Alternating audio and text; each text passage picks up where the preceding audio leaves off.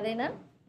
The domain of the darkness, అంధకార సంబంధమైన అధికారంలో నుండి విడుదల చేసి తను ప్రేమించిన తన కుమారుని యొక్క అంధకార సంబంధమైన అధికారంలో నుండి విడుదల చేయడం. What is that domain? What is that power? అంధకార సంబంధమైన అధికారము అంటే ఏంటది? హెబ్రీ పత్రిక 2వ అధ్యాయం 14వ వచనంలో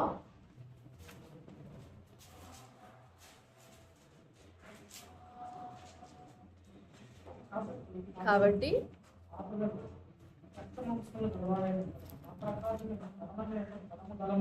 ఆ మాట జాగ్రత్తగా చూడండి. మరణము యొక్క బలము గలవాణిని అనగా అపవాదిని మరణము ద్వారా నశింపచేయుటకు. మరణం మీద ఎవరికి బలం ఉంది? మరణం యొక్క బలము గలవాణిని అంటే అనగా అపవాదిని. ఇప్పుడు మరణం మీద అధికారం ఎవరు? అపవాది. మరణం మీద బలం కలిగింది అపవాది. ఆ మాటని అట్లాగనే పట్టుకోండి. ఇప్పుడు మళ్ళా కొలసి 1:13 అంధకార సంబంధమైన ఏలుబడి అంటే ఏమందాం దాన్ని? మనలను ఆ అంధకార సంబంధమైన అధికారంలో నుండి విడుదల చేసి హి ట్రాన్స్లేటెడ్ అస్ డైరెక్ట్లీ. చెప్పాలంటే పాతాళ కోపంలో ఉన్నామో ఆ పాతాళపు పులిమేరలలో బిక్కుబిక్కుమంటూ ఉన్నాం. దిక్కు లేక ఎటుకోవాలి అర్థం కాక సరాసరి ఆ గమ్యంలో యుగయుగాలు మంటూ అగ్నిగుండంలో పడిపోవడానికి సిద్ధంగా ఆ పాతాళంలో ఉన్నాము. But he translated and he transport us directly into the heaven. పరలోకమునకు పిలిచాడు. తన కుమారుని రాజ్య నివాసులనిగా పిలిచాడు. అలాగే డైరెక్ట్ గా ఎత్తుకోపోతారు పైకి. పాతాళములో ఉన్న మనలను డైరెక్ట్ గా ఎత్తి పరలోకానికి తీసుకోవడం ఎలా? Is that possible? ఆ మాటను ఆలోచన చేద్దాం. అంధకార సంబంధమైన అధికారం అని అంటే ఆ మాట మీ మనసులో బాగా నాటనివ్వండి, ఆలోచింపనివ్వండి. చీకటి ఏలుబడి, చీకటి అధికారం.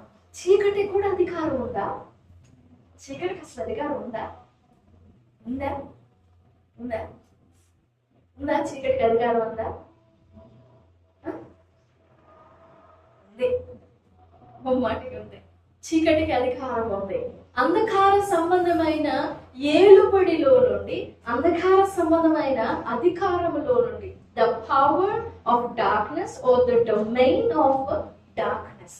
ఏంటి అపవాది బలము అని అంటే, పరలోకములో దూతల సైన్యం దేవుణ్ణి ఆరాధిస్తున్నప్పుడు ఆ దూతల్లో ఒక కెరూబు, దాని డిస్క్రిప్షన్ ఇవ్వాలంటే ఒక కెరూబు, అభిషేకింపబడిన దూత, ఒక కెరూబు, ఇంకా ఒక జ్ఞాని, దానియేలు అంతటి జ్ఞాని. దూతలందరి మీద కొంచెం హైయెస్ట్ ఆర్కేంజల్ లెవెల్లో ఉన్నాడు. ఎవరు? లూసిఫర్. అయితే ఒక చిన్న ఆలోచన వచ్చింది. చిన్న ఆలోచన, ఇంకా అది అమలు కాల, అది నెరవేరల. మహోన్నతుని కంటే పైగా ఉంటే నన్ను ఎలా స్తుతిస్తారు? అసలు ఆ స్థుతులు ఎలా ఉంటాయి? ఒకవేళ నేనే అక్కడ నిలబడితే వీళ్ళని ఎలా గైడ్ చేయాలి నన్ను స్తుతించడానికి అన్నట్లుగా ఒక చిన్న ఆలోచన పుట్టిందంటే ఆ చిన్న ఆలోచనే పాపం అయింది. ఆ చిన్న ఆలోచనను బట్టి దేవుడు లూసిఫర్ని, ఆ కెరూబుని, అభిషేకింపబడిన ఆ దూతని పరలోకం నుండి గెంటి వేశాడు. జాగ్రత్తగా అర్థం చేసుకోండి. పరలోకం నుండి గెంటి వేశాడు. అప్పటికే మనము ఏదైనా తోటలో ఆదామును నిర్మించక ముందు, ఆ పరలోకములో లూసిఫర్ పాపం చేయక ముందే మనం దేవుని మనసులో ఉన్నాం. జగత్పునాదులు వేయబడక ముందే మనం క్రీస్తులో ఏర్పరచబడ్డాం. పేరేమో తెలీదు కానీ but we were there in his mind. ఆయన మనసులో ఉన్నాం. ఎలా ఉన్నాం? ఒక ఆలోచనగా ఉన్నాం, ఒక ఇష్టముగా ఉన్నాం, ఒక ఉద్దేశంగా ఉన్నాం, ఒక తలంపుగా ఉన్నాం మనం ఆయన మనసులో. ఎప్పుడైతే లూసిఫర్ దేవుని మీద అతిశయించి గర్వించి పడద్రోయబడినదో దేవుడు అనుకున్నాడు, నా మనసులో నిండి ఉన్నారు కదా. ఇప్పుడు మనం అందరం అనుకుందాం, నా మనసులో నిండి ఉన్నారు కదా, ఈ నా ఆలోచన అంతటిని ఒక రూపముగా చేయాలి, ఒక రూపంగా చేయాలి. అప్పుడు మొదట దేవాదికాండం 26:28 దేవుడు మన స్వరూపమందు మన పోలిక చొప్పున నరుని చేద్దాం, స్త్రీనిగాను పురుషునిగాను సృజిద్దాము అనుకొని దేవుని స్వరూపంలో దేవుని పోలికలో మట్టి చేత తన చేతులకి పని పెట్టి, అప్పటి వరకు హృదయంలో ఉన్నాం మనం, ఆయన మైండ్ లో ఆయన మనసులో ఉన్నాం, ఒక ఆలోచనగా, ఒక ప్లాన్ గా, ఒక ఉద్దేశముగా మనం ఉన్నాం. ఈ ఆలోచన అంతటిని చేతుల రూపంలో ఒక మట్టి బొమ్మను చేసేసాడు. ఈ బొమ్మ ఏంటి? ఇప్పుడు దేవుని ఆలోచన.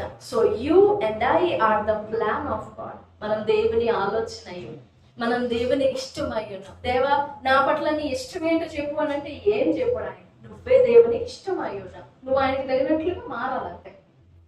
నేనెందుకు మారాలి అని అంటే మారి తీరాలి. బైబిల్ చదివితే అర్థమైంది. సరే, మనమే దేవుని ఆలోచన అయి ఉన్నాం.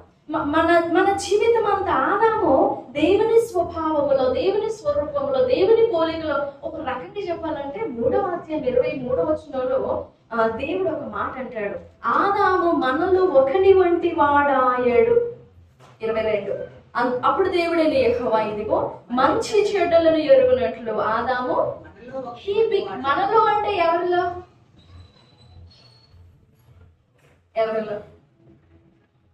మనము అంటే ట్రినిటీ. మనం కలిసిపోయినాం. ఎందుకంటే ఆయన ఆలోచనలో ఉన్నాం, ఆయన ఆత్మలో ఒక ఆలోచనగా, ఒక ప్లాన్ గా ఉన్నాం మనం. ఇప్పుడు ఆ ప్లాన్ అంతటిని కూడా దేవుడు ఒక రూపం చేసేసాడు.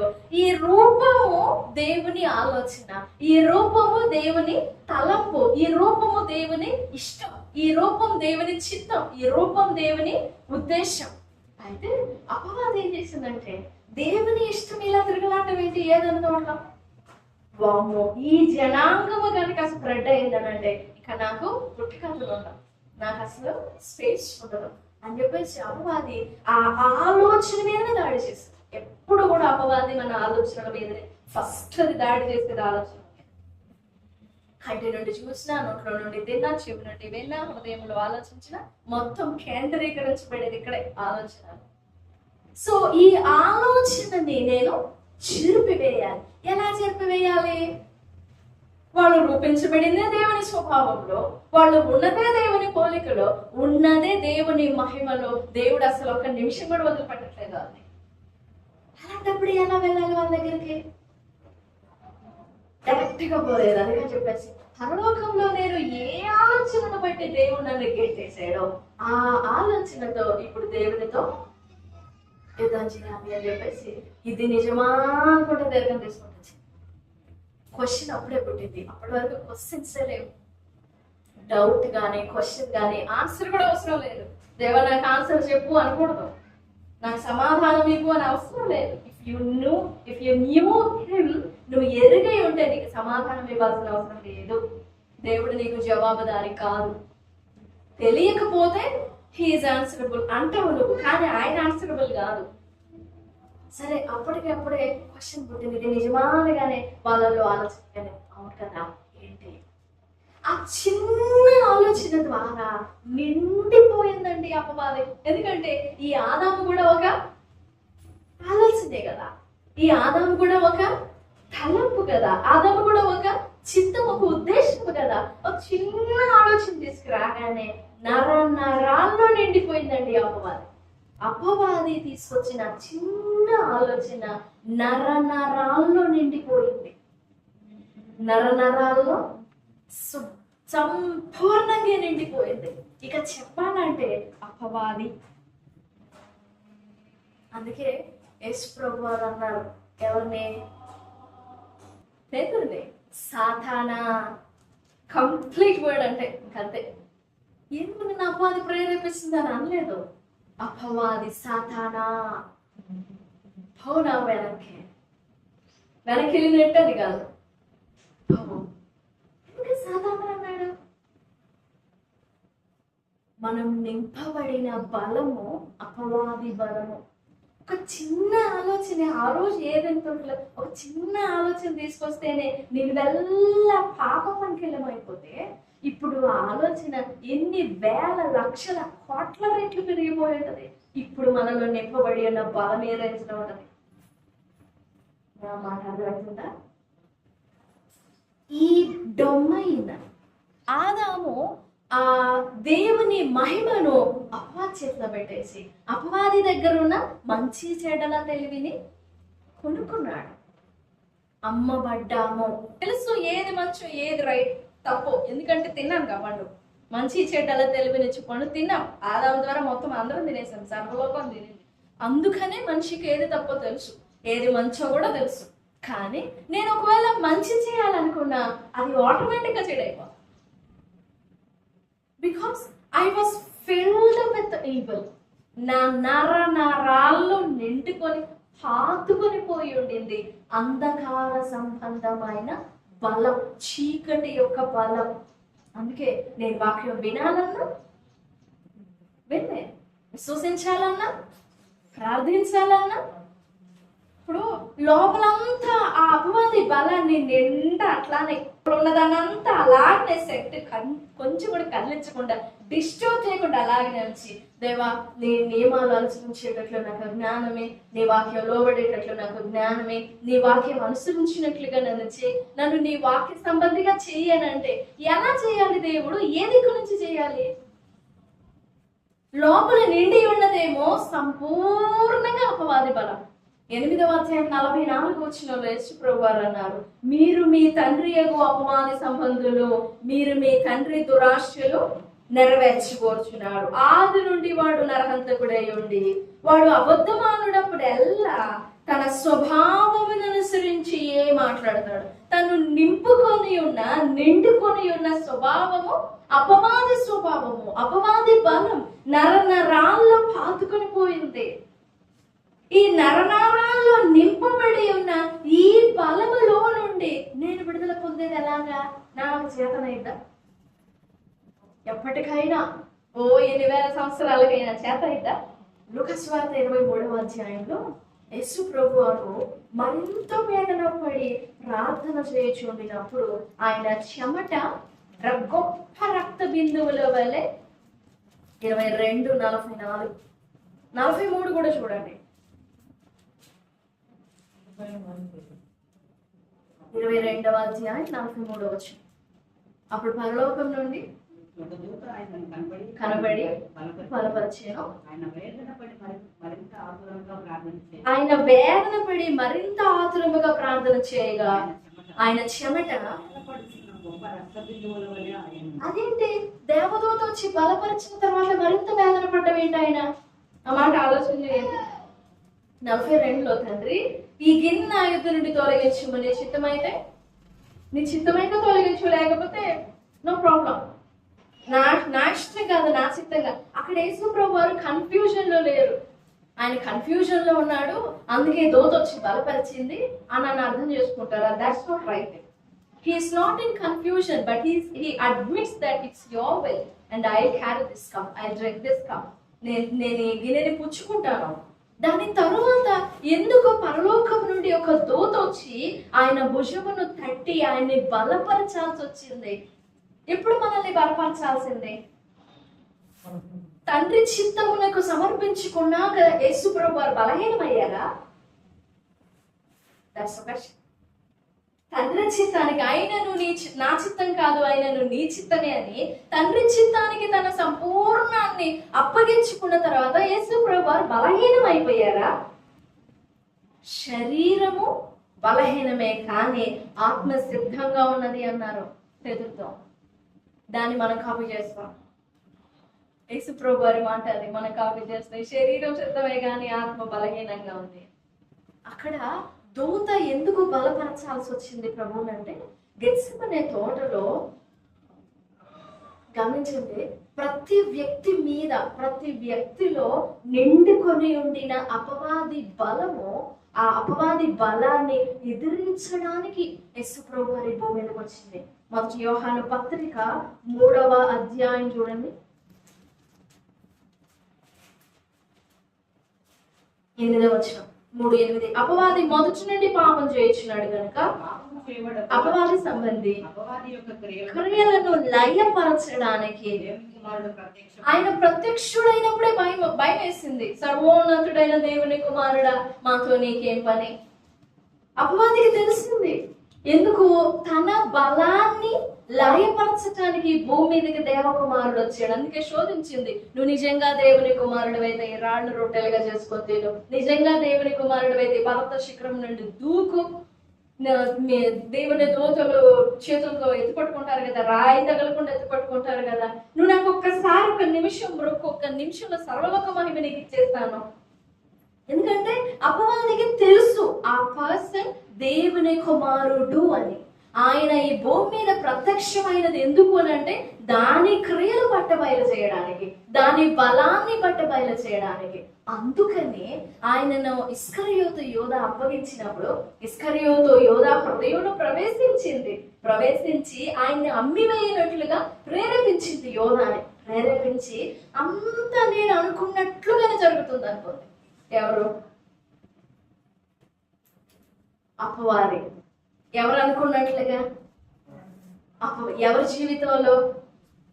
దేవుని కుమారుడింది నేను అనుకున్నట్లుగా నడుస్తున్నాడు అనుకునింది. అది నా ప్లాన్ యాజ్ ఇట్ ఈస్ గా ఫాలో అయిపోతుంది అనుకుంది. గెత్సెమనే తోటలోనికి రాగానే ప్రభువా నా చిత్తం కాదు నీ చిత్తమే, ఒకవేళ నీ చిత్తమైతే గిన్నె తొలగించు నా ప్రార్థనలో డౌట్ కనపడింది దానికి. అలాంటి అపవాది మనసుతో నింపబడిన వాళ్ళకి అది డౌట్ గా కన్ఫ్యూజన్ గా కనపడుతుంది. That's not a doubt are not even a confusion. That's a straight confident prayer. ఖచ్చితమైన స్థిరమైన ప్రార్థన అది.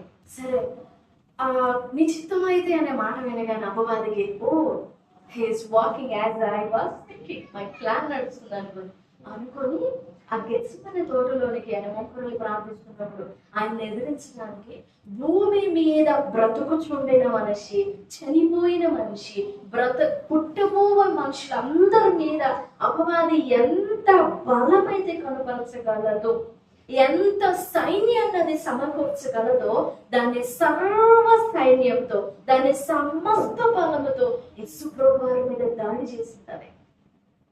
అందుకు యేసుప్రభు వారిని దూత వచ్చి ఫస్ట్ బలపరిచారు.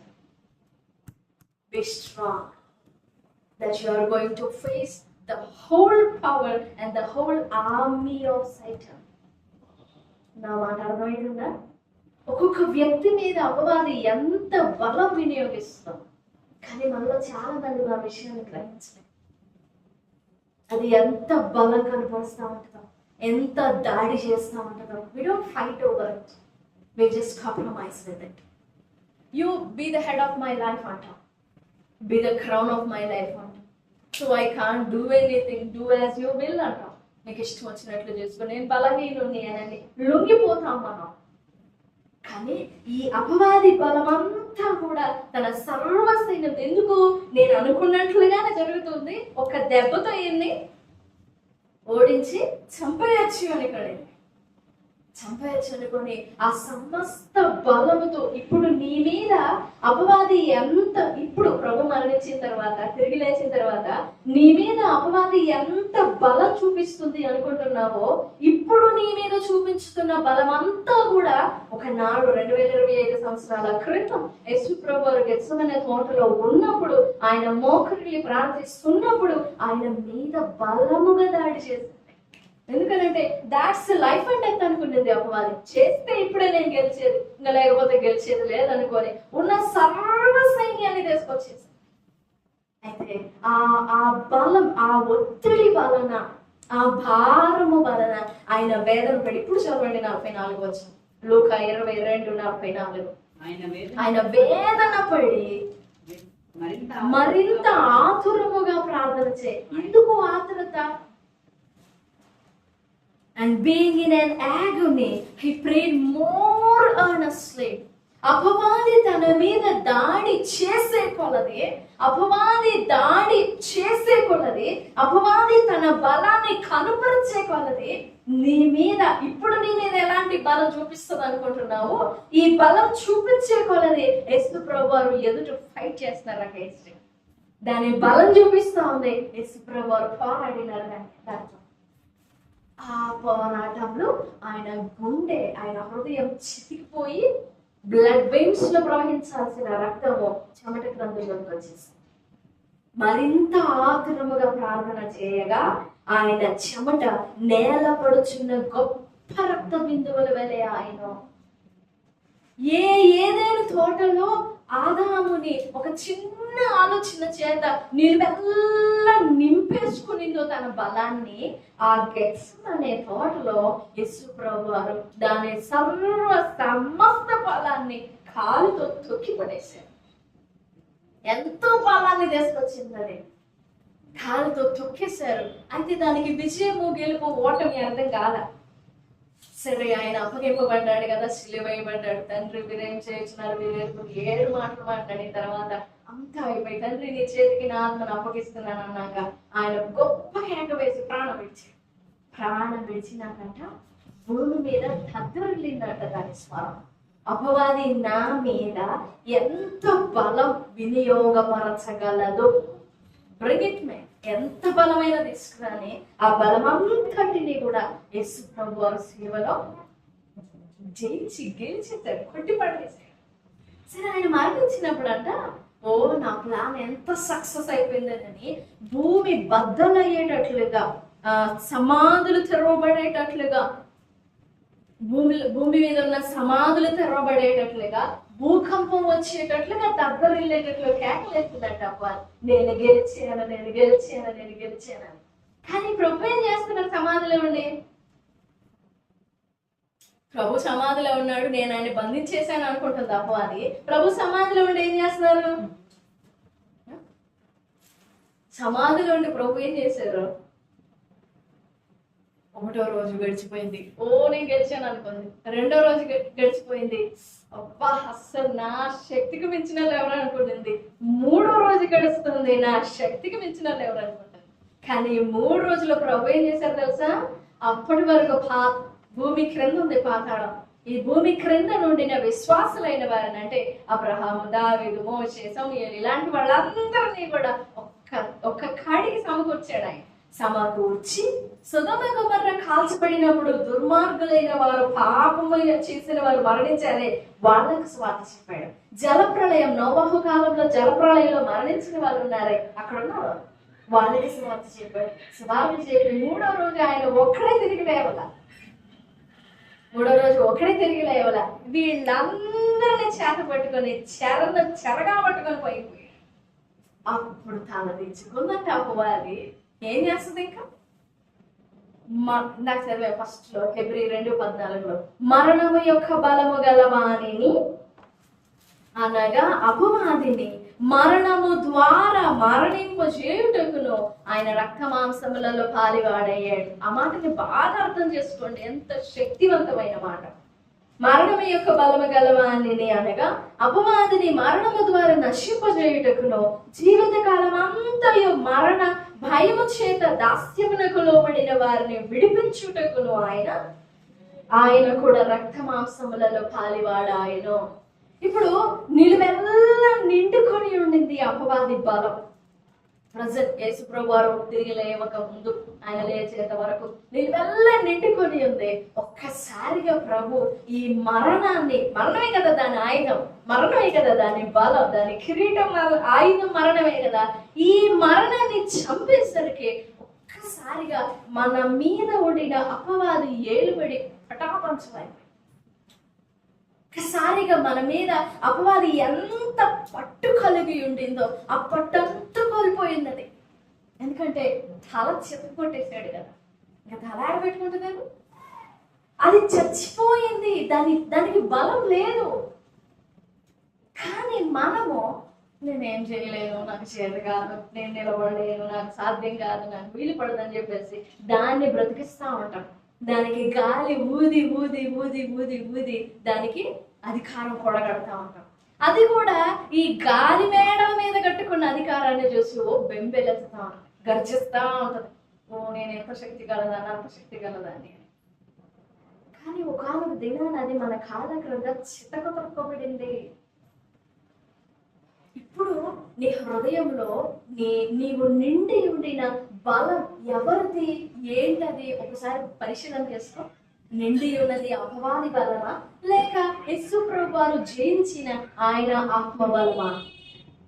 నీవు ఏ బలముతో నిండుకొని ఉన్నావో ఆ క్రియలు నువ్వు చేస్తావు. అపవాది బలంతో నిండుకొని ఉన్నావా, దాని దురాశలు ఉంటాయి నీలో, దాని క్రియలు ఉంటాయి నీకు. ఎందుకంటే లోపల నిండి ఉన్నది వ్యక్తపరుస్తావు. దేవుని ఆత్మతో నిండుకొని ఉన్నావా, ఆత్మ బలంతో నిండుకొని ఉన్నావా, అపవాది అధికారం నీ మీద లేకుండా జయింపబడ్డావా, నువ్వు దేవుని ఆత్మ సంబంధమైన కార్యాలు చేస్తావు. పౌలు అంటాడు, క్రీస్తు ప్రేమ మమ్మును బలవంతం చేస్తాం. నిన్ను అలా బలవంతం చేయడానికి నీలో ఆ బలం ఉందా? బలవంతం చేసేంత బలం ఉందా? అపవాది బలమా? నిజంగా మనం ఆ బలం నుండి విడుదల పొందామా? ఆ శక్తి నుండి విడుదల పొందామా? అంత విశ్వాసంతో ప్రభు దగ్గర మొరపెట్టుకున్నామా? దేవా, నన్ను ఈ అపవాది ఏలుబడి నుండి, అంధకార సంబంధమైన ఏలుబడి నుండి, అధికారంలో నుండి నన్ను విడిపించావు, నన్ను విడిపించు అనే ప్రార్థనలు జరిగినాయా మన పట్ల, మన విషయంలో, మన జీవితంలో? నువ్వు దాన్ని ఒప్పుకునేంత వరకు you are still under the domain of darkness. నువ్వు దాన్ని ఒప్పుకునేంత వరకు, నువ్వు దేవుని ఆత్మ బలముతో నింపబడేంత వరకు నువ్వు అపవాది బలంతోనే నిండుకొని ఉంటావు. రెండు బలాలు, ఒకటి దేవుని ఆత్మ బలం, రెండు అపవాది బలం. అంతే. నా లోపల ఉంటే దేవుని బలం ఉంటుంది, లేకపోతే దీన్ని నేను ఎలా గమనించాలి? నేను అపవాది బలంతో ఉన్నానా, దేవుని బలంతో ఉన్నానా అని ఎలాగ అర్థమైంది అని అంటే, నా క్రియలు, నా ప్రవర్తన, నా జీవితం.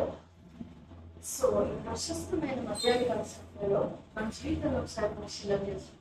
దాని తల సిద్ధకు త్రప్పబడింది, దానికి భయపడాల్సిన అవసరం లేదు. దానికి భయపడే పిరికి వారంగా ఉండాల్సిన పని లేదు. మనం పిరికి వారం కాదు. పిరికి వారు మండుగుండంలో ఉంటారు. ఫస్ట్ లిస్ట్ వాళ్ళదే, పిరికి వారు అవిశ్వాసం ఉందని గుంపు.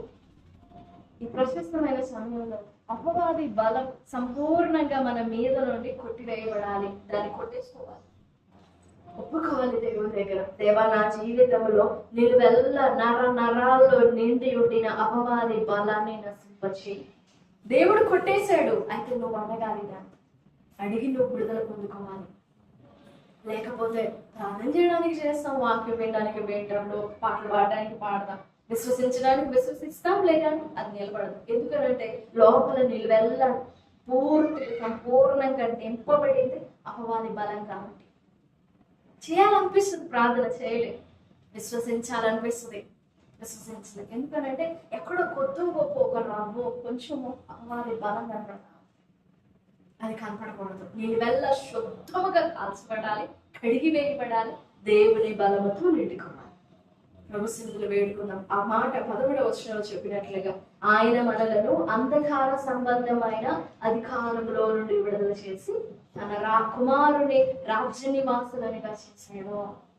ఆయన ఎలాగ అపవాదిని, దాని బలాన్ని జయించాడో, ఈరోజు నువ్వు నేను కూడా అపవాది బలాన్ని జయించాలి.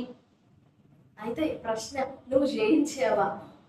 ఒకసారి నీలో నింపబడి ఉన్న బలం ఏంటో పరీక్ష చేసుకో, కనుక్కో. దేవుని బలమా, అపవాది బలమా?